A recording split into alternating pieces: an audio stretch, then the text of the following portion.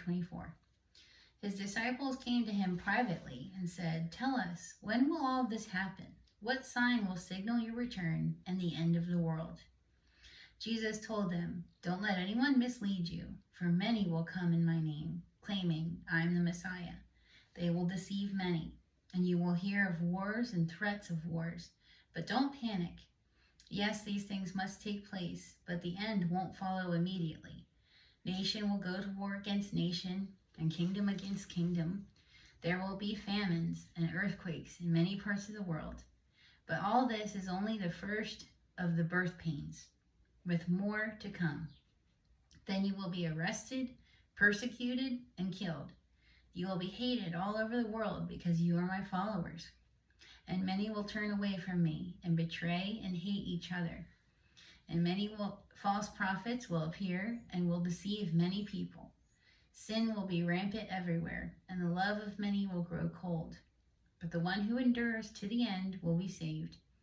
And the good news about the kingdom will be preached throughout the whole world, so that all nations will hear it, and then the end will come. The day is coming when you will see what Daniel the prophet spoke about, the sacrilegious object that causes desecration, standing in the holy place. Reader, pay attention. Then those in Judea must flee to the hills. A person out on the deck of a roof must not go down into the house to pack. A person out in the field must not even return to get a coat. How terrible it will be for pregnant women and for nursing mothers in those days. And pray that your flight will not be in winter or on the Sabbath, for there will be greater anguish than at any time since the world began. And it will never be so great again. In fact, unless that time of calamity is shortened, not a single person will survive. But it will be shortened for the sake of God's chosen ones. Then if anyone tells you, 'Look, here is the Messiah,' or 'There he is,' don't believe it. For false messiahs and false prophets will rise up and perform great signs and wonders, so as to deceive, if possible, even God's chosen ones. See, I have warned you about this ahead of time. So if someone tells you, 'Look, the Messiah is out in the desert,' don't bother to go and look. Or 'Look, he is hiding here,' don't believe it. For as the lightning flashes in the east and shines to the west, so it will be when the Son of Man comes. Just as the gathering of vultures shows that there is a carcass nearby, so these signs indicate that the end is near. Immediately after the anguish of those days, the sun will be darkened, the moon will give no light, the stars will fall from the sky, and the powers in the heavens will be shaken. And then at last, the sign that the Son of Man is coming will appear in the heavens. And there will be a deep mourning among all the peoples of the earth, and they will see the Son of Man coming on the clouds of heaven with power and great glory. And he will send out his angels with the mighty blast of a trumpet, and they will gather his chosen ones from all over the world, from the farthest ends of the earth and heaven. Now learn a lesson from the fig tree. When its branches bud and its leaves begin to sprout, you know that summer is near. In the same way, when you see all these things, you can know his return is very near, right at the door. I tell you the truth, this generation will not pass from the scene until all these things take place. Heaven and earth will disappear, but my words will never disappear. However, no one knows the day or hour when these things will happen, not even the angels in heaven or the Son himself. Only the Father knows. When the Son of Man returns, it will be like it was in Noah's day. In those days before the flood, the people were enjoying banquets and parties and weddings right up to the time Noah entered his boat. People didn't realize what was going to happen until the flood came and swept them all away. That is the way it will be when the Son of Man comes. 2 men will be working together in the field. One will be taken, the other left. 2 women will be grinding flour at the mill. One will be taken, the other left. So you too must keep watch, for you don't know what day your Lord is coming. Understand this. If a homeowner knew exactly when a burglar was coming, he would keep watch and not permit his house to be broken into. You also must be ready all the time, for the Son of Man will come when least expected. A faithful, sensible servant is one to whom the master can give the responsibility of managing his household servants and feeding him. If the master returns and finds that the servant has done a good job, there will be a reward. I tell you the truth, the master will put that servant in charge of all he owns. But what if the servant is evil and thinks, my master won't be back for a while, and he begins beating the other servants, partying and getting drunk? The master will return unannounced and unexpected, and he will cut the servant to pieces and assign him a place with the hypocrites. In that place there will be weeping and gnashing of teeth.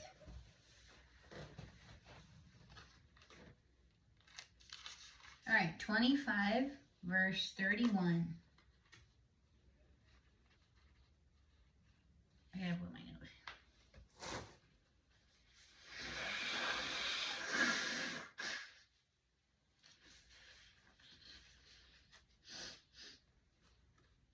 But when the Son of Man comes in his glory, and all the angels with him, then he will sit upon his glorious throne. All the nations will be gathered in his presence, and he will separate the people as a shepherd separates the sheep from the goats. He will place the sheep at his right hand, and the goats at his left. Then the king will say to those on his right, come, you who are blessed by my Father, inherit the kingdom prepared for you from the creation of the world. For I was hungry, and you fed me. I was thirsty, and you gave me a drink. I was a stranger, and you invited me into your home. I was naked, and you gave me clothing. I was sick, and you cared for me. I was in prison, and you visited me. Then these righteous ones will reply, Lord, when did we ever see you hungry and feed you? Verse 40. And the king will say, I tell you the truth, when you did it to one of the least of these, my brothers and sisters, you were doing it to me.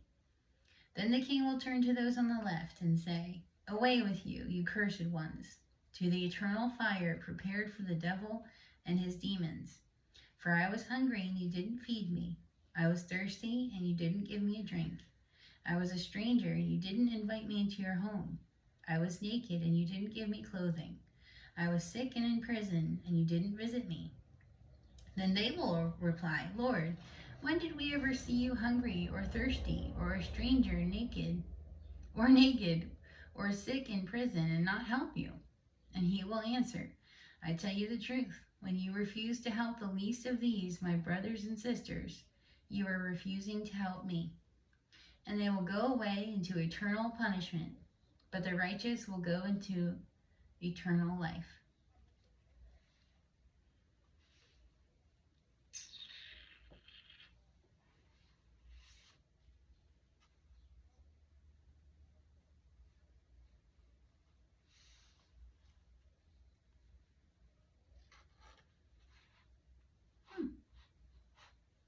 I wasn't very good at noting what I wanted to read and not read.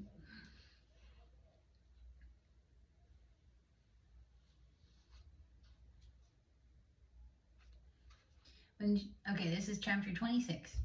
When Jesus had finished saying all these things, he said to his disciples, as you know, Passover begins in 2 days, and the Son of Man will be handed over to be crucified.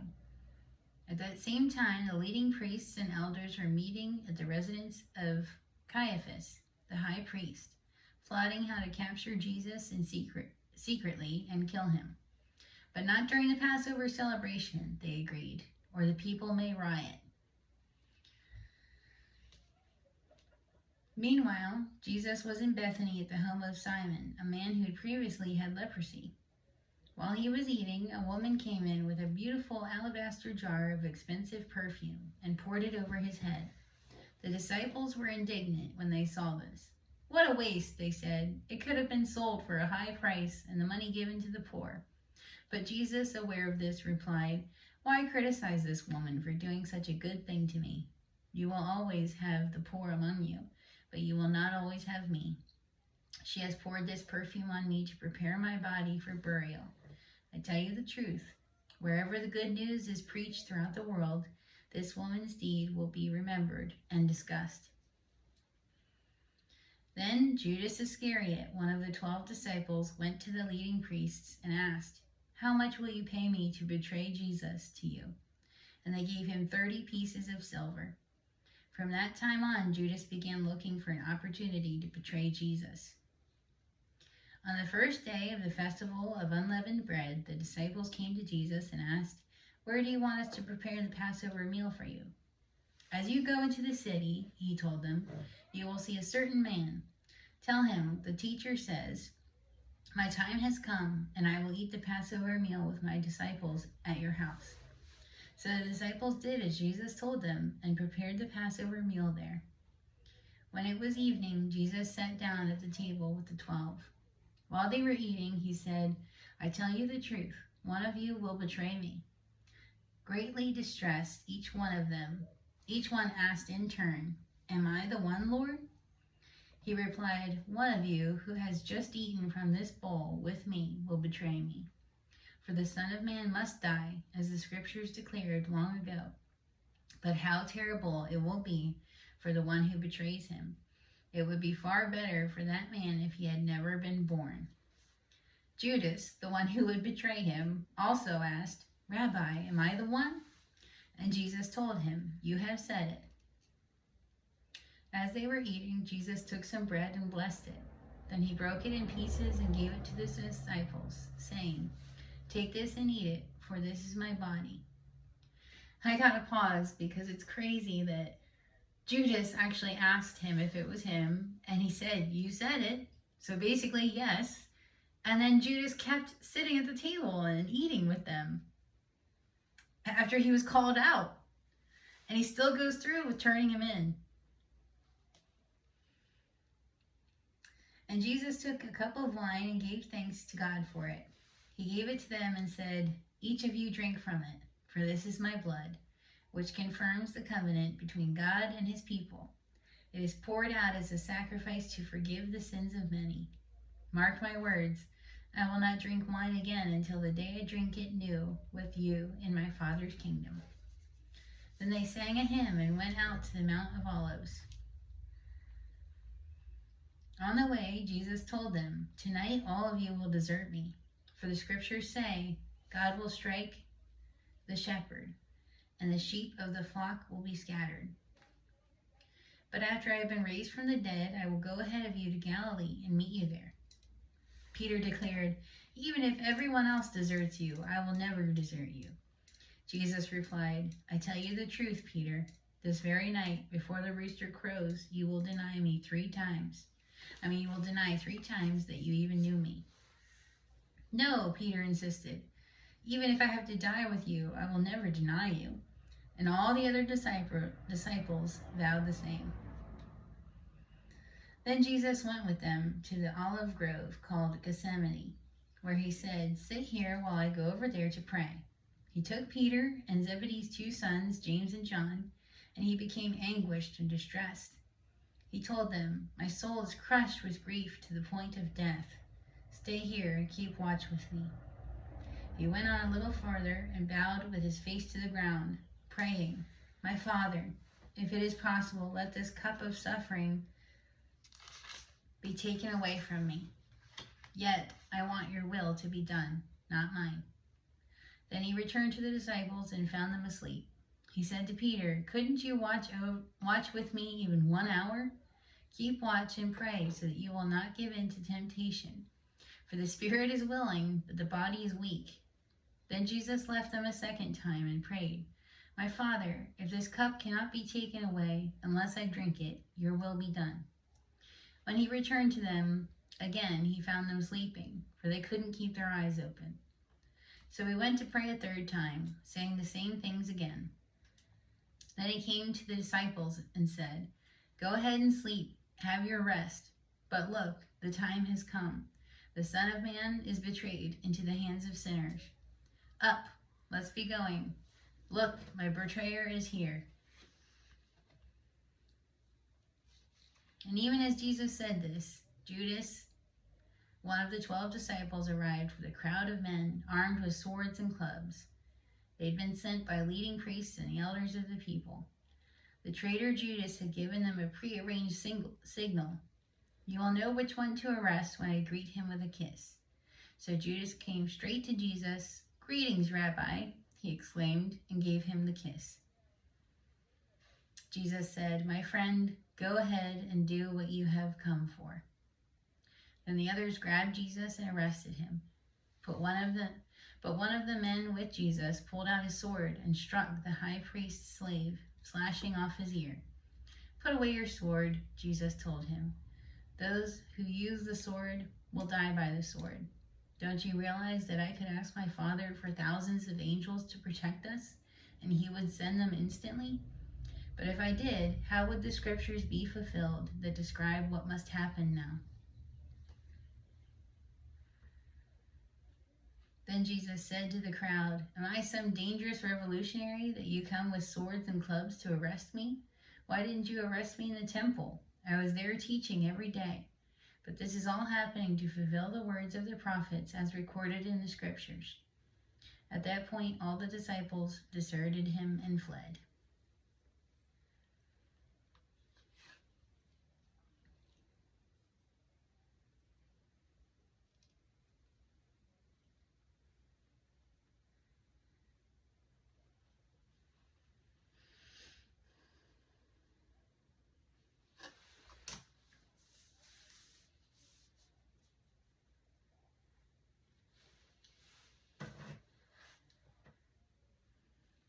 So Peter is lingering at a distance, waiting to see what's going to happen.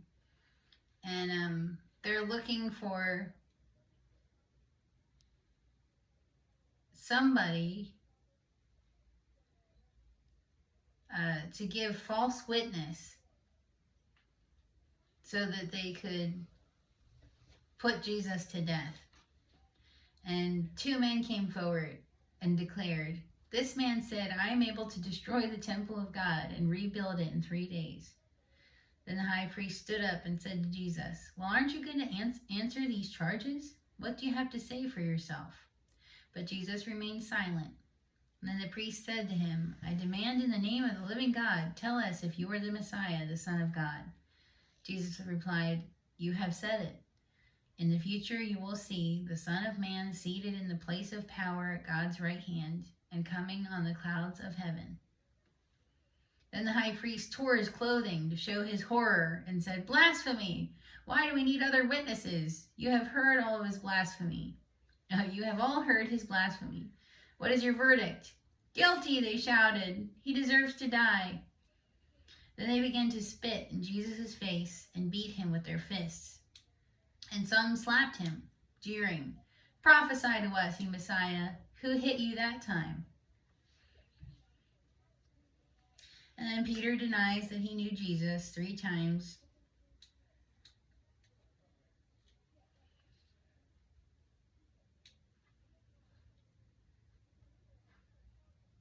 Then Judas is filled with remorse, and he takes the silver back to the leading priests and the elders. I have sinned, he declared, for I have betrayed an innocent man. What do we care? They retorted. That's your problem. Then Judas threw the silver coins down in the temple, and went out and hanged himself. The leading priests picked up the coins. It wouldn't be right to put this money in the temple treasury, they said, since it was payment for murder. After some discussion, they finally decided to buy the potter's field, and they made it into a cemetery for foreigners. That is why the field is still called the Field of Blood. This fulfilled the prophecy of Jeremiah that says, they took the 30 pieces of silver, the price at which he was valued by the people of Israel, and purchased the potter's field, as the Lord directed.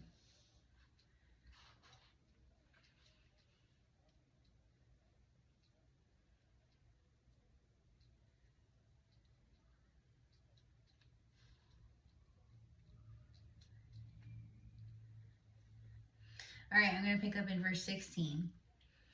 This year there was a notorious prisoner, a man named Barabbas.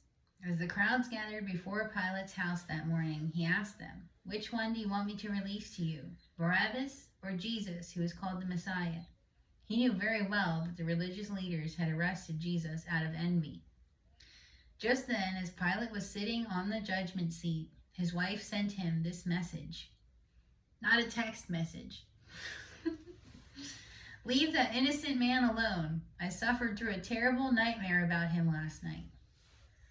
Meanwhile, the leading priests and the elders persuaded the crowd to ask for Barabbas to be released and for Jesus to be put to death. So the governor asked again, which of these two do you want me to release to you? The crowd shouted back, Barabbas! Pilate responded, then what should I do with Jesus, who is called the Messiah? They shouted back, crucify him! Why? Pilate demanded. What crime has he committed? But the mob roared even louder, crucify him! Pilate saw that he wasn't getting anywhere and that a riot was developing. So he sent for a bowl of water and washed his hands before the crowd, saying, I am innocent of this man's blood. The responsibility is yours. And all the people yelled back, we will take responsibility for his death, we and our children. So Pilate released Barabbas to them. He ordered Jesus flogged with a lead-tipped whip, then turned him over to the Roman soldiers to be crucified.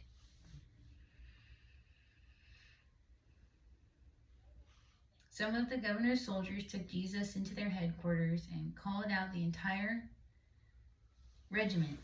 They stripped him and put a scarlet robe on him. They wove thorn branches into a crown and put it on his head. And they placed a reed stick in his right hand as a scepter. Then they knelt before him in mockery and taunted, Hail, King of the Jews! And they spit on him and grabbed the stick and struck him on the head with it. When they were finally tired of mocking him, they took off the robe and put his own clothes on him again. Then they led him away to be crucified. Along the way, they came across a man named Simon, who was from Cyrene, and the soldiers forced him to carry Jesus' cross. And they went out to a place called Golgotha, which means place of the skull. The soldiers gave Jesus wine mixed with bitter gall, but when he had tasted it, he refused to drink it. After they had nailed him to the cross, the soldiers gambled for his clothes by throwing dice. Then they sat around and kept guard as he hung there. A sign was fastened above Jesus' head, announcing the charge against him. It read, This is Jesus, the King of the Jews. 2 revolutionaries were crucified with him, one on his right and one on his left. The people passing by shouted abuse, shaking their heads in mockery. Look at you now, they yelled at him. You said you were going to destroy the temple and rebuild it in 3 days. Well then, if you are the Son of God, save yourself and come down from the cross. The leading priests, the teachers of religious law, and the elders also mocked Jesus. He saved others, they scoffed, but he can't save himself. So he is the King of Israel, is he? Let him come down from the cross right now, and we will believe in him. He trusted God, so let God rescue him now if he wants him.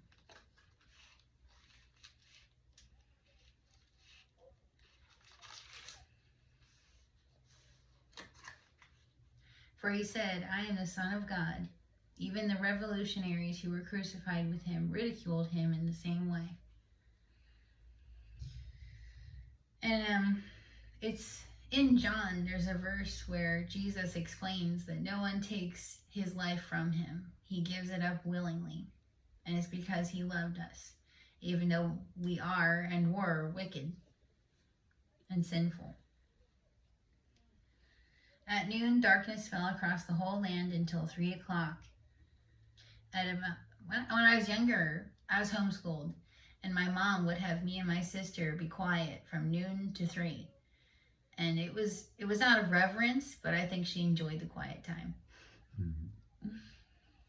At about 3 o'clock, Jesus called out with a loud voice, Eli, Eli, lema sabachthani. Sorry, I can't pronounce that. Which means, my God, why have you abandoned me? Some of the bystanders misunderstood and thought he was calling for the prophet Elijah. So, when he says that, my God, why have you abandoned me? That is actually the first line of Psalm 22. And back then, they weren't numbered. So he was essentially starting a psalm. And if you want to, you should go read Psalm 22 because it was written hundreds of years ago by David. And it predicts, it's the prophecy of the crucifixion.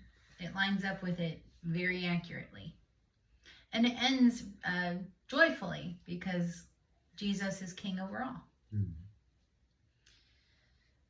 One of them ran and filled a sponge with sour wine, holding it up to him on a reed stick so he could drink. But the rest said, "Wait, let's see whether Elijah comes to save him." Then Jesus shouted out again, and he released his spirit. At that moment, the curtain in the sanctuary of the temple was torn in two from top to bottom. The earth shook, rocks split apart, and tombs opened. The bodies of many godly men and women who had died were raised from the dead. They left the cemetery after Jesus' resurrection, went into the holy city of Jerusalem, and appeared to many people. The Roman officer and the other soldiers at the crucifixion were terrified by the earthquake and all that had happened. They said, "This man truly was the Son of God." And many women who had come from Galilee with Jesus to care for him were watching from a distance. Among them were Mary Magdalene, Mary, the mother of James and Joseph, and the mother of James and John, the sons of Zebedee. As evening approached, Joseph, a rich man from Arimathea who had become a follower of Jesus, went to Pilate and asked for Jesus' body. And Pilate issued an order to release it to him. Joseph took the body and wrapped it in a long sheet of clean linen cloth. He placed it in his own new tomb, which had been carved out of the rock. Then he rolled a great stone across the entrance and left. Both Mary Magdalene and the other Mary were sitting across from the tomb and watching. The next day on the Sabbath, the leading priests and Pharisees went to see Pilate. They told him, "Sir, we remember what the deceiver once said while he was still alive. 'After 3 days, I will rise from the dead.' So we request that you seal the tomb until the third day. This will prevent his disciples from coming and stealing his body and then telling everyone he was raised from the dead. If that happens, we'll be worse off than we were at first." Pilate replied, "Take guards and secure it the best you can." So they sealed the tomb and posted guards to protect it. That's not going to stop Jesus. Early on Sunday morning, as the new day was dawning, Mary Magdalene and the other Mary went out to visit the tomb. Suddenly, there was a great earthquake, for an angel of the Lord came down from heaven, rolled aside the stone, and sat on it. His face shone like lightning, and his clothing was as white as snow. Imagine seeing a being that's face is as bright as lightning. Like, you probably can't make out their features. It's just whiteness. It's just like, wow. And imagine his voice. Imagine what the voice would sound like. Probably otherworldly. Divine, you might say. The guards shook with fear when they saw him, and they fell into a dead faint. Then the angel spoke to the women. "Don't be afraid," he said. "I know you are looking for Jesus who was crucified. He isn't here. He is risen from the dead, just as he said would happen. Come, see where his body was lying. And now go quickly and tell his disciples that he has risen from the dead, and he is going ahead of you to Galilee. You will see him there. Remember what I have told you."